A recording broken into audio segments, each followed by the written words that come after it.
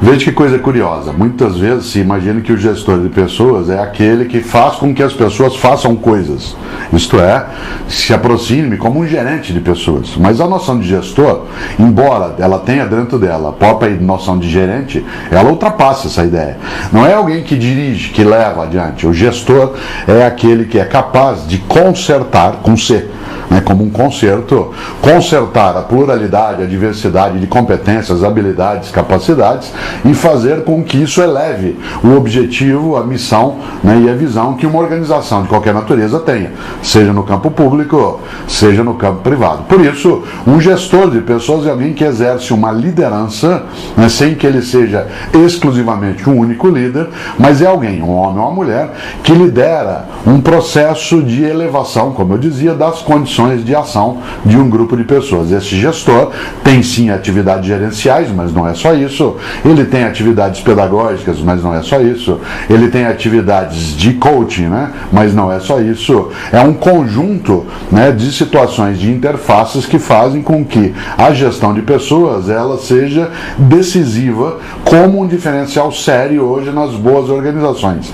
No fundo, a grande meta de um gestor de pessoas é o manejo do estoque de conhecimento que existe dentro de uma organização.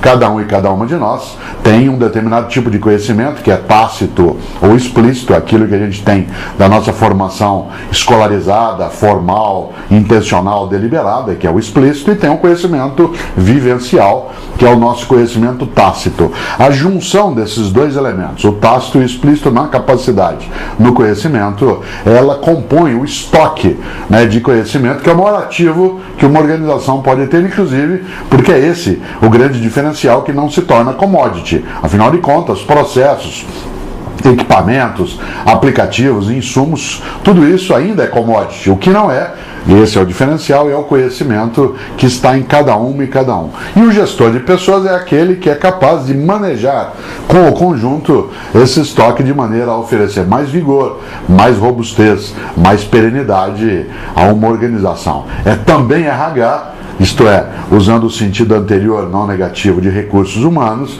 mas sem entender e sem cair na velha armadilha que já é ultrapassada, mas muita gente ainda pensa de humanos apenas como recursos. Um gestor de pessoas é um gestor de talentos, lida com o desenvolvimento humano, lida com a capacidade de fazer projetos nos quais ele se coloque também como alguém a ser gerido. Um gestor de pessoas sabe que uma das medidas da inteligência de uma organização é a capacidade das inteligências serem parceria umas das outras e elevarem a condição. Por isso, um gestor é alguém que lidera. E para liderar, precisa também, antes de mais nada, saber que isso é o exercício de um poder. E a tarefa do poder é servir, não é se servir. Todo poder que, em vez de servir, é um poder que se serve, esse é um poder que não serve.